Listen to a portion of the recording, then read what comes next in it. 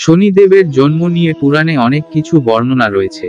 শোনা যায়, সূর্যদেবের স্ত্রী শারণ্য দেবী তার স্বামীর প্রখরতা ও তেজ সহ্য করতে না পেরে নিজের শরীর থেকে ছায়ার সৃষ্টি করেন।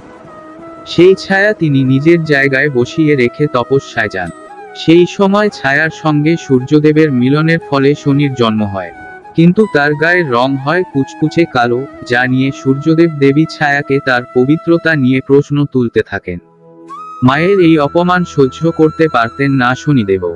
একদিন বদলা নিতে অগ্নিদৃষ্টিতে সূর্যের দিকে তাকান তিনি, যার ফলস্বরূপ সূর্য পুড়ে কালো হয়ে যান। সেই সময় শিব এসে রক্ষা করেন সূর্যকে।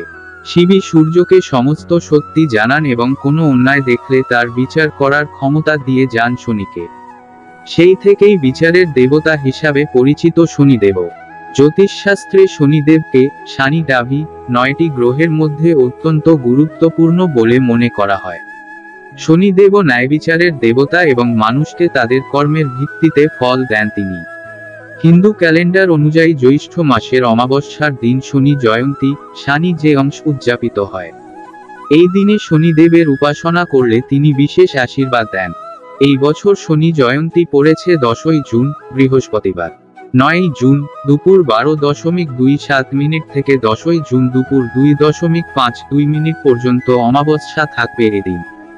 10ই জুন রুক্ষ মুহূর্ত থাকবে সকাল 4.45 থেকে 5.30 পর্যন্ত। অভিজিৎ মুহূর্ত থাকবে সকাল 11.54 থেকে রাত 12.41 পর্যন্ত। অমৃতকাল থাকবে সকাল 6.39 থেকে 8.27 পর্যন্ত। এদিন বিকেলে শনিদেবের উদ্দেশ্যে পশ্চিম দিকে প্রদীপ জ্বালান। সেই সঙ্গে যে কোনো সমস্যা থেকে মুক্তি পেতে শনি জয়ন্তীতে পাঠ করুন শনি বীজ মন্ত্র ওম প্রাম প্রিম প্রোম শাহ শনিও নমঃ। শনির মহামন্ত্র ওম নীলাঞ্জন সমভাসম রবিপুত্র ইয়ামাগ্রাজম ছায়া মার্তণ্ড সম্ভূতম তামা নমামি শনিশোচরম।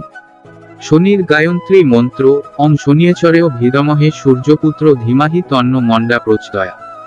শাস্ত্র অনুসারে শনি জয়ন্তীতে শনিদেবের পূজা করার একটি বিশেষ তাৎপর্য রয়েছে। এই দিন সকালে ঘুম থেকে উঠে স্নান সেরে শনিদেবের প্রতিমা কিংবা ছবিতে তেল, কালো কাপড়, ফুলের মালা, কালো তিল এবং প্রসাদ অর্পণ করুন। শনি জয়ন্তীর দিন দরিদ্র ব্যক্তি বা অবলা পশুদের খাওয়ানো খুব শুভ। শনিদেবকে নিয়ে সাধারণত মানুষের মধ্যে ভয় দেখা যায়। এমন অনেক বিশ্বাস রয়েছে যে শনিদেব কেবল মানুষের ক্ষতি করে, তবে একেবারে ভুল ধারণা।